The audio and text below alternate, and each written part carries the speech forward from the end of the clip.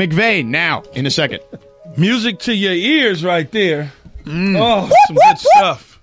Good stuff. Nice NFL music. NFL season's lightening up in Los Angeles. I wonder if the Rams will sell out the beginning of the season. If they don't now, I mean, come on, man. Like, what more do they need to do? I'm going. They got to do more. It's L.A., George. We got no, but I'm saying like at the first game of the season with the type of expectations. I just mean the beginning. I didn't necessarily say a game. I mean like just the beginning, like the first several home games. Oh, okay. I thought you meant the first one. That sort of stuff. Look how they do my man Tiger. Well, Tiger did that to himself. I know, but they just got to show it doing the Masters. It's crazy. I was just looking at a video clip, a mugshot of Tiger Woods on the Get Up. On ESPN. All right, let's talk to Sean McVay. He joins us here on Keyshawn, George, and LZ. Sean, thanks for taking the time. All right, so you got Brandin Cooks. Our Adam Schefter says you and Bill Belichick were crafting this deal. What's going on there? Well, I think there's been a lot of discussion between us and the Patriots, and couldn't be more appreciative of just the way that it's gone, and it's been a smooth dialogue, and we're happy to be able to get a deal done that I think both teams feel good about. Coach, I got to ask you now. You were down with the owners' meeting talking all about, how good Odell Beckham Jr. was, how, his talent is amazing. All this stuff about Odell Beckham Jr. But for a month, you've been quietly talking about Brandin Cooks. Did you give us the okie doke?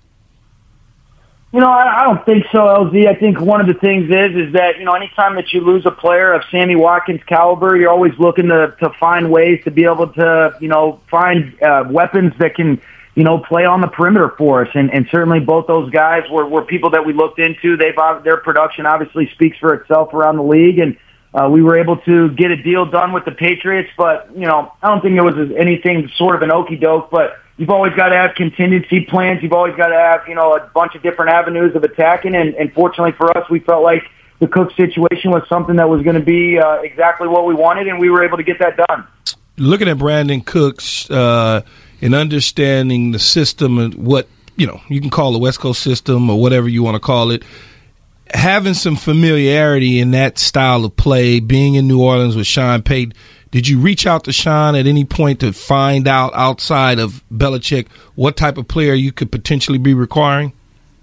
Yeah, you know what, Key? I've had a chance to talk to a lot of people, whether it be guys in New Orleans with Coach Payton or people that have been exposed to him with the Patriots, and even going all the way back to Oregon State with his time where he and Sean Mannion had a lot of success together. And I've always been a fan of this guy, and really just watching, from him coming out, I think just a strong physical. He might be smaller in stature, but he's a physical player. He's wired to separate.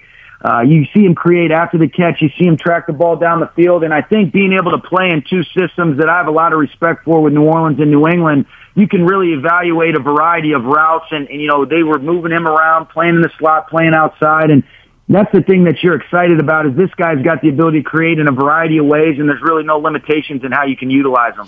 What does this do for a guy like Tavon Austin, someone in the offseason, you restructure this deal, you bring him back, you give him some guaranteed money, but essentially he gets moved down the depth chart. How does this affect his role in this upcoming season?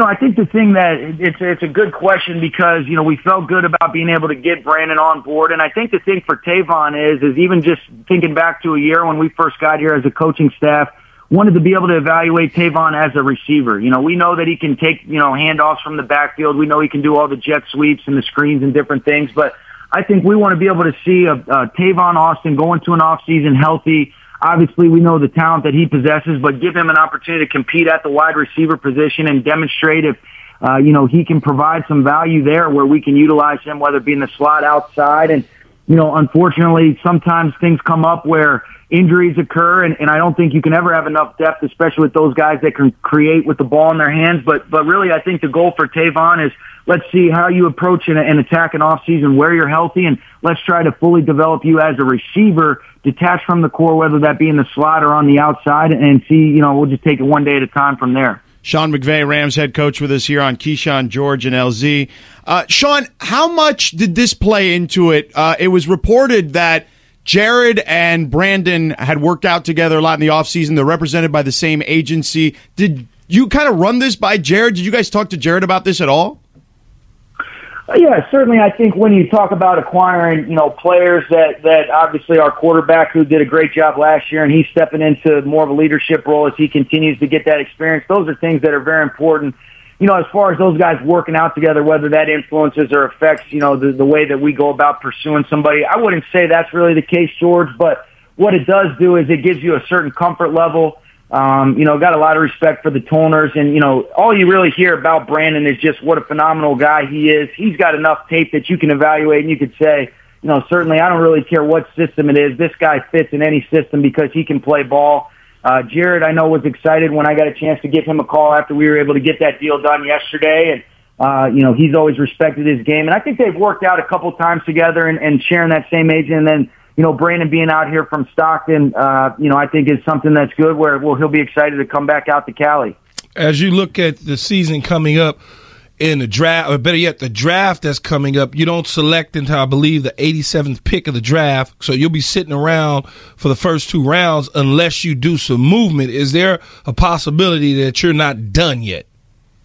I think we feel pretty good about being able to make the moves we've made, Key, and then knowing that, you got to figure out a way. Everybody wants to talk about, you still do have a long-term vision, and there's guys that are on our roster that you want to make sure that you're taking care of for years down the road. And I think those are things that we've got in place, and we've kind of got some plans where we're in the process of figuring that out. But what that does do is it creates a level of urgency that you would have anyways, but we got to make sure that we've got a great feel for once 87 does come around, and then we got a few picks in the 4th round, we got to do a great job of maximizing those opportunities. And you look at some of the players we were able to acquire last year in that 3rd round and on, you're getting 2 quality starters in Cooper Kupp and John Johnson. You get a guy in Josh Reynolds that steps up. So we felt like we were able to add, a Samson Ekibon is a guy that's exciting. So I think last year demonstrates that, no matter when it's getting picked, there's going to be good players available, and we've got to do a good job of identifying those players that kind of fit within the framework of what we're trying to do moving forward. Coach, you certainly have had a lot of moves that have happened that have gotten people like myself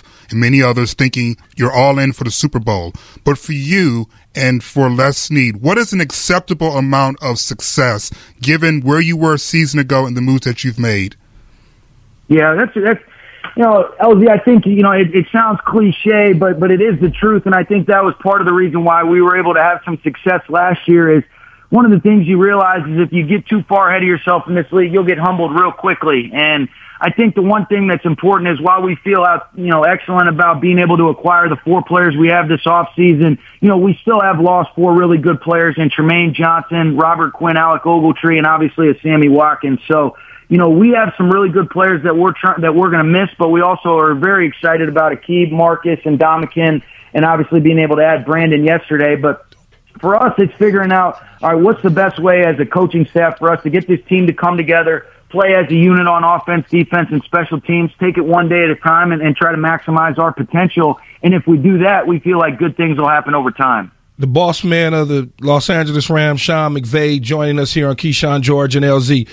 You've made a lot of moves in the offseason. You shifted the locker room around. You bring in some dynamic personality. Some people would say too much, and I don't buy into, they can't get along, their locker room cancers. I don't believe in that sort of thing. But you bring in Sue, you bring in Peters, you bring in Talib.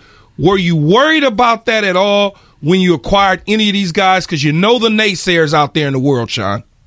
Sure. I think one of the things that you feel good about it, and I know you know this as well as anybody, Key, is that we want guys that love football. And I think when you spend time with all 3 of these players, and then it's, I don't know Brandin as well because I didn't get a chance to sit down with them like I have those other 3. But, one of the things that's consistent is all of these guys, they don't shy away from some of the things in the past. They fully take accountability and acknowledge that, hey, I got to move on. I got to take accountability for some of the things that occurred. But these guys love football, and we can, we're excited about working with guys that are passionate about it. I think one of the things that makes Wade, really our coaching staff in general, unique is that we always want to present a why to our players, and we always want to make sure that we're being receptive to some of their feedback as well. I think sometimes you get caught up where it's always just transmitting information instead of that give and take. And when you've got players of these guys' caliber that you feel like have earned the right to be able to have a little bit of an influence and effect if kind of what they're saying we feel like is going to put us in a good spot, those are things that we want to try to continue to create in terms of the atmosphere and the environment around here. And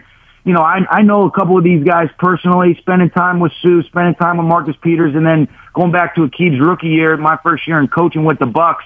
That's the thing you feel good about. And it's our job to make sure that, we continue to find a way to bring our team and everybody come together. And that's what we're excited about. And obviously these guys can all play too. Mm-hmm. Hey, Sean, before we let you go, you mentioned some of the guys that were gone.